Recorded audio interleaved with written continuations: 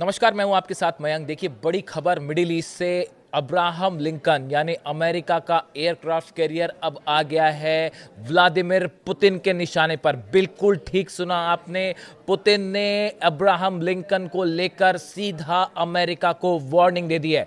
देखिए, पिछले 24 घंटे में इस तरह की खबरें आई कि अमेरिका ने अपनी जंग की तैयारी पूरी कर ली है ईरान के खिलाफ।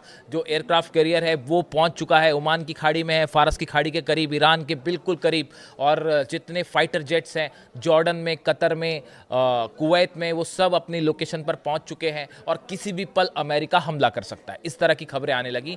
इसी बीच पुतिन की तरफ से एक बयान आया, रूस के विदेश मंत्री की तरफ से बयान आया और उन्होंने पुतिन का संदेश अमेरिका तक पहुंचा दिया। और वो क्या है संदेश, क्या बड़ी बातें कही पुतिन ने? देखिए, पहली बात तो यह बताई गई कि अब्राहम लिंकन के पहुंचने से पुतिन सख्त नाराज हैं, बेहद नाराज हैं। और उन्होंने डोनाल्ड ट्रंप तक ये बात साफ साफ पहुंचा दी है कि देखिए, अगर आप हमला करते हैं, पहला जो संदेश उनका कि आप ईरान को अकेला मत समझिए। भले आपने ईरान को घेर लिया हो, आपने एयरक्राफ्ट कैरियर भेज दिया, तमाम F-35 जेट्स पहुंच चुके हैं, सबमरीन पहुंच चुकी हैं, शिप्स पहुंच चुके हैं, लेकिन ईरान को अकेला समझने की गलती मत कीजिएगा। रूस मजबूती के साथ ईरान के साथ खड़ा है। यह पहला संदेश पुतिन ने दिया है डोनाल्ड ट्रंप को, और सीधा संदेश दिया।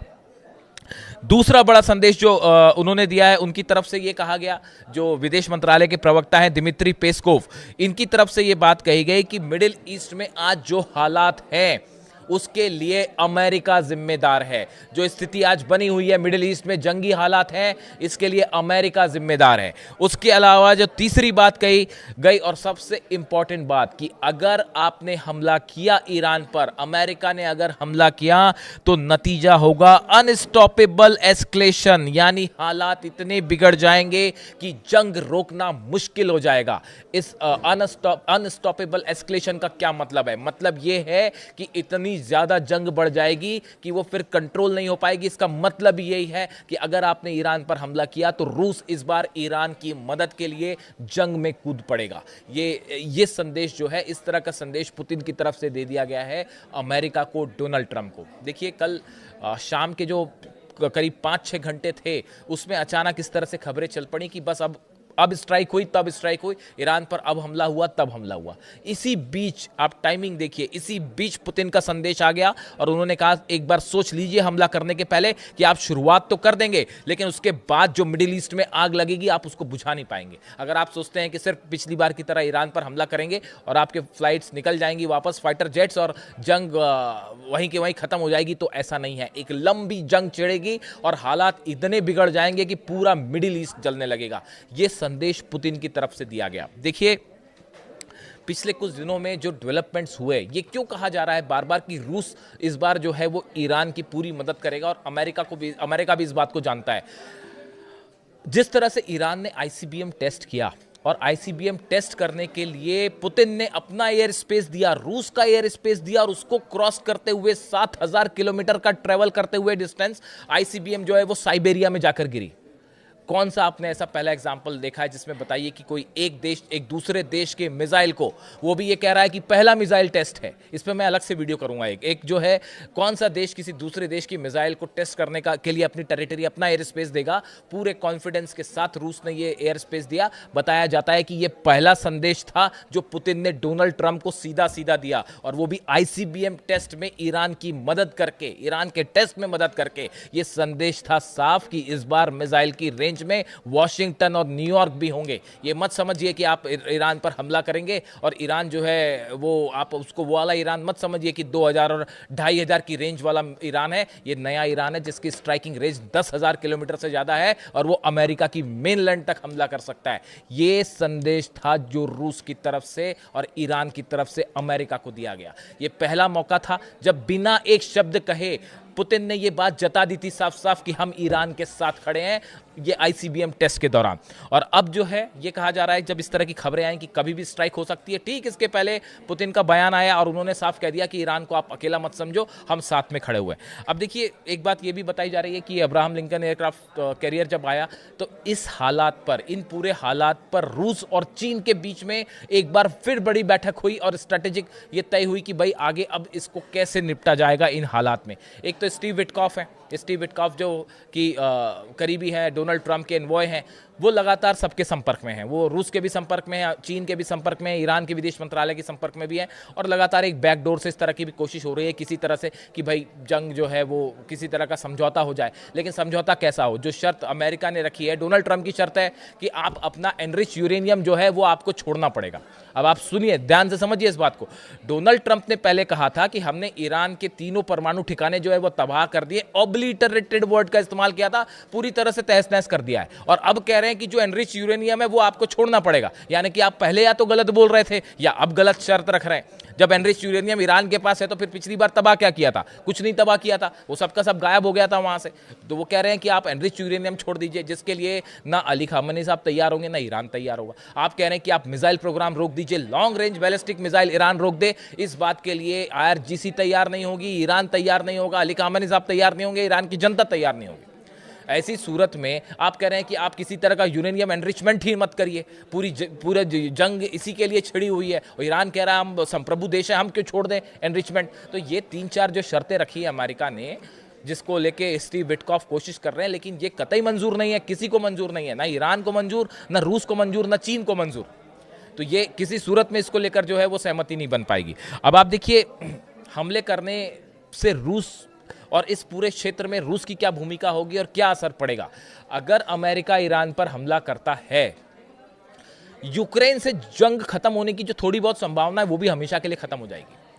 जो यूरोप और रूस के बीच में एक प्रकार से जो जंग छिड़ी हुई है यूक्रेन और रूस के बीच में, और लगातार कोशिश कर रहे हैं डोनाल्ड ट्रंप की किसी तरह से ये समझौता हो जाए। अगर ईरान पर मैं लेबनान के कोला एरिया में हूं और आप देख सकते हैं कितनी तबाही हुई है यहाँ। थोड़ी बहुत संभावना है वो भी हमेशा के लिए खत्म हो जाएगी। बात नंबर 1।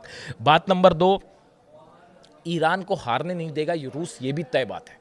अगर ऐसी हालत, पहली बात तो कभी होएगी नहीं, क्योंकि ईरान ने इस बार इतनी ज़बरदस्त तैयारी करी है, हर एक कदम पर आगे है। उस पर हम अलग से फिर कभी चर्चा कर लेंगे। लेकिन अगर आप शॉर्ट में ही सुनना चाहें तो ये अब्राहम लिंकन को लेकर 4 स्तर की, 4 लेवल की तैयारी जो है, 4 फोल्ड तैयारी बताई जा रही है ईरान की।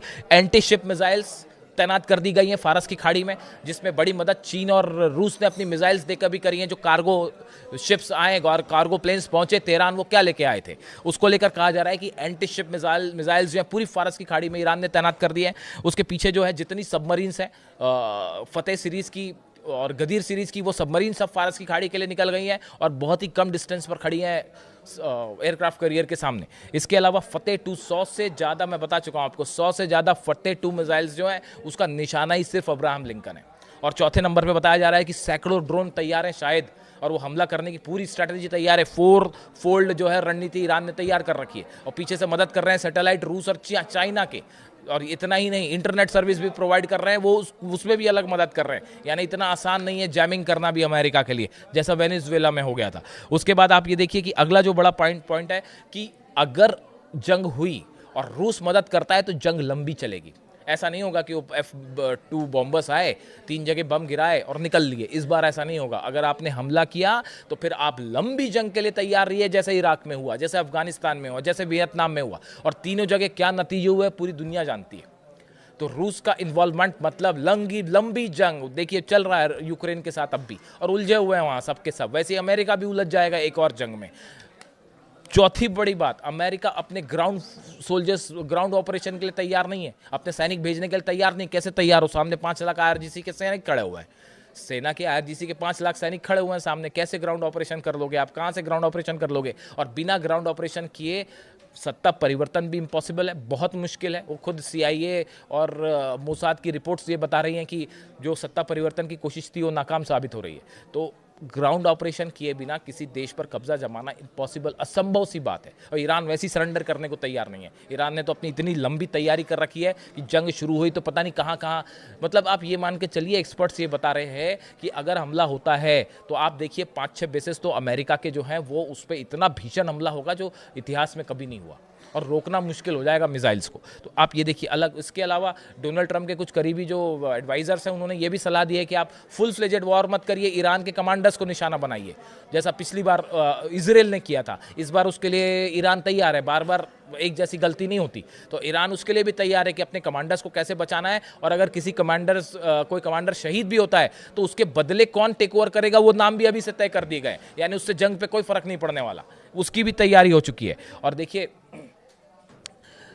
सबसे अहम बात कि इन पूरे हालात के बीच में ईरान ने अमेरिका के हर धमकी का जवाब एक कदम आगे बढ़ के दिया है, अपनी सेना के स्तर पर जवाब दिया, मिसाइल्स के स्तर पर जवाब दिया है, डिफेंस सिस्टम के स्तर पर जवाब दिया है, आईसीबीएम के स्तर पर जवाब दिया है, यानी एक कदम अमेरिका से ज़्यादा एग्रेसिव रहा है ईरान, जिसके चलते ये संभावना अगर अमेरिका हमला करता है और ऐसे में रूस और पुतिन का जो संदेश है कि ईरान को आप अकेला मत समझिए, ये डोनाल्ड ट्रंप को सीधा सीधा संदेश है कि अगर आप इसको आप वेनेजुएला समझने की गलती मत करिए, और अगर आपने यहाँ ऑपरेशन किया तो एक लंबी जंग होगी जिसमें पूरा मिडिल ईस्ट झुलसेगा। ऐसा नहीं है कि सिर्फ ईरान झुलसेगा, उसकी आँच सऊदी अरब तक भी जाएगी, कतर तक भी जाएगी, बहरीन तक जाएगी, कुवैत तक जाएगी, इराक तक जाएगी, सीरिया तक जाएगी। और इसराइल का जो होगा वो, हम तो इसराइल की बात ही नहीं कर रहे, अभी जंग जो है वो ईरान और अमेरिका के बीच चल रही है।